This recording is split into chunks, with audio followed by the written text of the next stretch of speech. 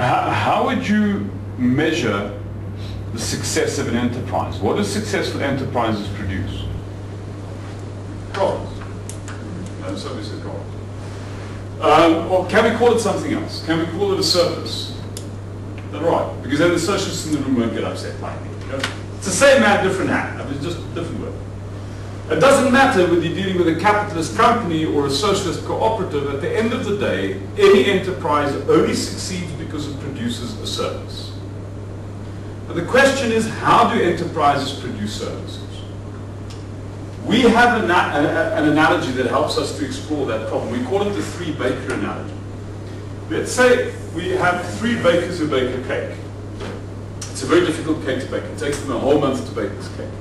And it's very special. It's got fermented raisins and it's very special. And at the end of the month, the cake is sold.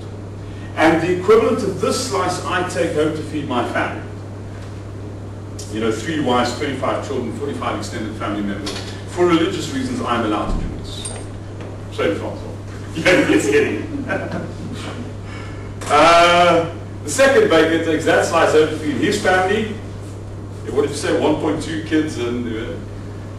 The third baker is some kind of a specialist, and so he takes that slice home, maybe an HR guy, I don't know.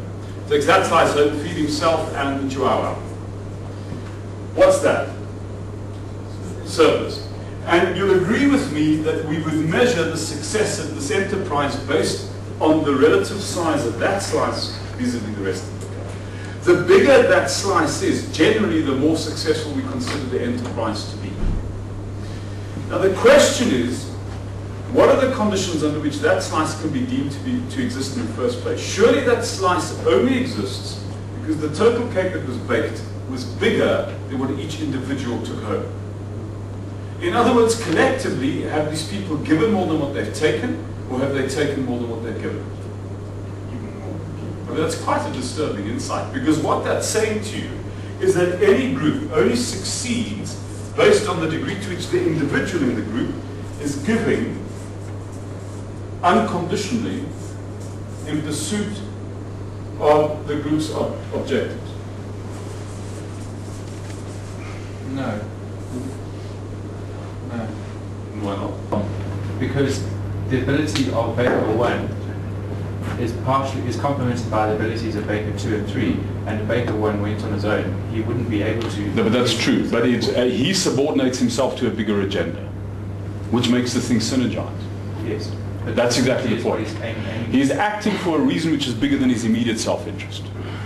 No, not only. His interest, his self-interest can be completely aligned with the interest of the group. In other words, to make the cake so I can get my piece. Well, it might be in the first instance, but somebody said, you know, what is it when you create a condition where people just work to rule?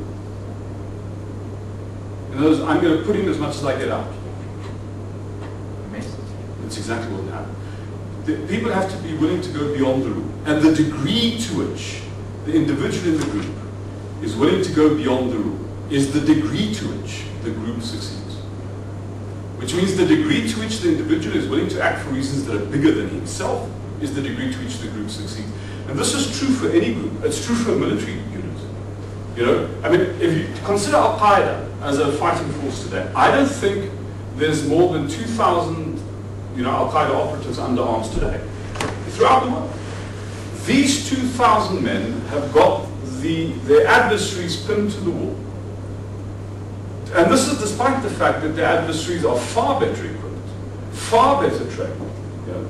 Now why is that? Because they throw something to the party that nobody else does, which is an absolutely brutal, unconditional commitment to their cause. You know? From that extremity to a team sport. I mean, if in a team sport, the individual player is just playing for his own shine, you know, me, by definition, you don't have a team. You've got a herd of cats. It's not a rugby competition. It is only when the individual subordinates himself to the interests of the team, the degree to which the individual does that is the degree to which the team succeeds. Any group succeeds based on the degree to which it solicits the intent to contribute by the individual. The degree to which the individual is giving more than what he's taking, intends to give more than what he's taking, is the degree to which the group succeeds. Now, the problem is, let's just understand where this quality sits in people, this intent to make a contribution, because it sits in a special place. It doesn't sit in how people are equipped or what they know.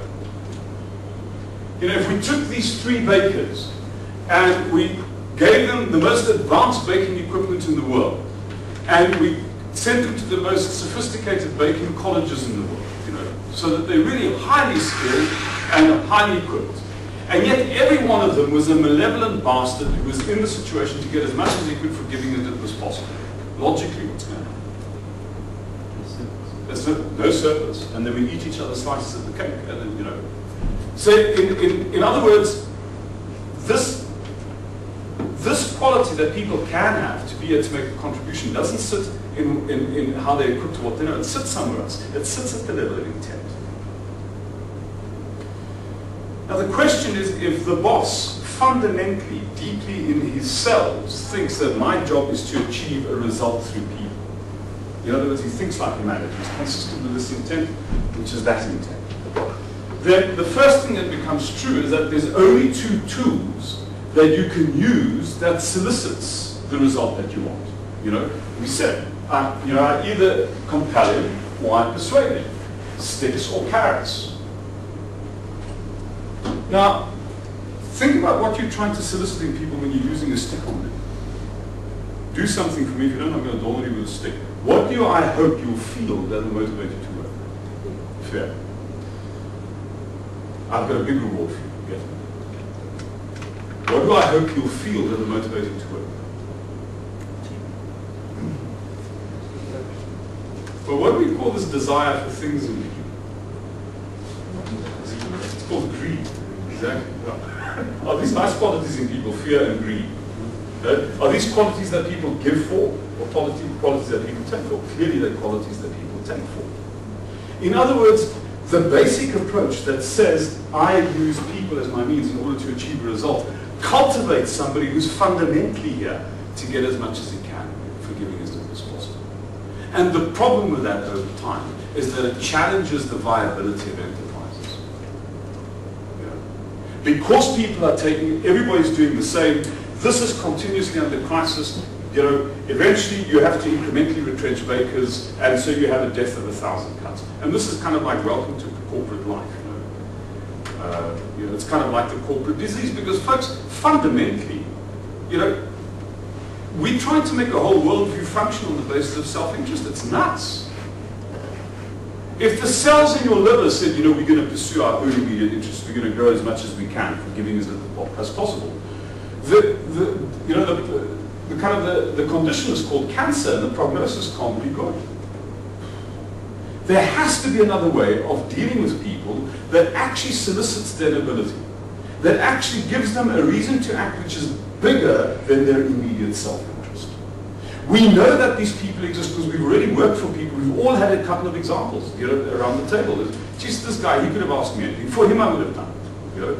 What is it that creates the conditions where people actually don't just come to work to get something, but they actually come to work because they're curious about making some kind of a contribution? You have to understand that it's a particular boss that enables that. It's a boss that doesn't use people as his means to achieve a result. He uses his outcome, his extraordinary.